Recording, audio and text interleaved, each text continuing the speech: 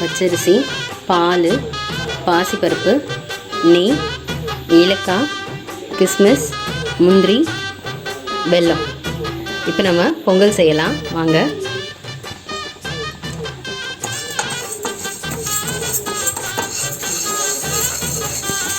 பாசிப்பருப்பை லைட்டாக வறுத்து எடுத்து வச்சுக்கலாம். இப்போ நம்ம பொங்கல் செய்ய பானையில் தண்ணி எடுத்து வச்சுருக்கோம். இப்போ இதில் 1 கப் பால் சேர்த்துக்கலாம். இந்த பாலும் தண்ணியும் சூடாகட்டும். இது நல்லா சூடான உடனே இதில் நம்ம கழுவி வச்சுருக்க பச்சரிசியையும் பாசிப்பருப்பையும் சேர்த்துக்கலாம். இப்போ இதையும் சேர்த்து இது எல்லாமே நல்லா வெந்து வரட்டும். இப்போ நம்ம வெல்லத்தை கரைச்சி எடுத்துக்கலாம்.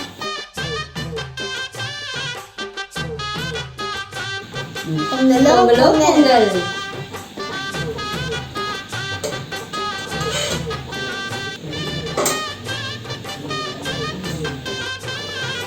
இப்போ நம்ம வெல்லம் நல்லா கரைஞ்சிருச்சு. நம்ம பொங்கல் ரெடியானதும் அதில் இதை மிக்ஸ் பண்ணிடலாம். இப்போ இதில் நம்ம கரைச்சி வச்சுருக்க வெல்லத்தை சேர்த்துடலாம். சேர்த்துட்டு நல்லா பொங்கல் கூட மிக்ஸ் பண்ணி விட்டுடலாம். பார்த்தீங்கன்னா அந்த கலரே ரொம்ப அழகாக இருக்கும். இது ஒரு பாத்திரத்தில் கொஞ்சமாக நெய் சேர்த்துக்கோங்க. நெய் சூடானதும் அதில் கொஞ்சமாக முந்திரி சேர்த்துக்கலாம். இது லைட்டாக நெய்யில் வறுத்துட்டு இது கூட காஞ்ச திராட்சை வந்து சேர்த்துக்கலாம். இதையும் சேர்த்து நல்லா பலூன் மாதிரி உப்பி வர வரைக்கும் வதக்கிக்கலாம். அந்த நெய்யில் அந்த முந்திரியும் காஞ்ச திராட்சையும் வறுபடும் போது வர வாசனையே ரொம்ப சூப்பராக இருக்கும். அவ்வளோதான், நம்ம வறுத்து வச்சுருக்க முந்திரியையும் கிஸ்மிஸையும் நம்ம பொங்கலில் சேர்த்துடலாம்.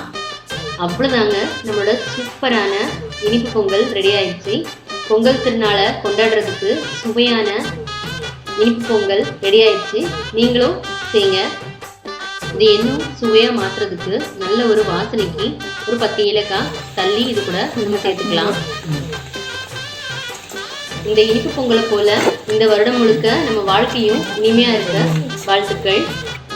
இந்த இனிப்பு பொங்கல் மெஷர்மெண்ட்ஸோட எப்படி செய்கிறது அப்படிங்கிற லிங்க்கை நான் கீழே டிஸ்கிரிப்ஷன் பாக்ஸில் கொடுத்துருக்கேன். அதை பார்த்து தெரிஞ்சுக்கோங்க. அனைவருக்கும் தமிழர் திருநாளாம் பொங்கல் தின நல்வாழ்த்துக்கள். நன்றி, வணக்கம்.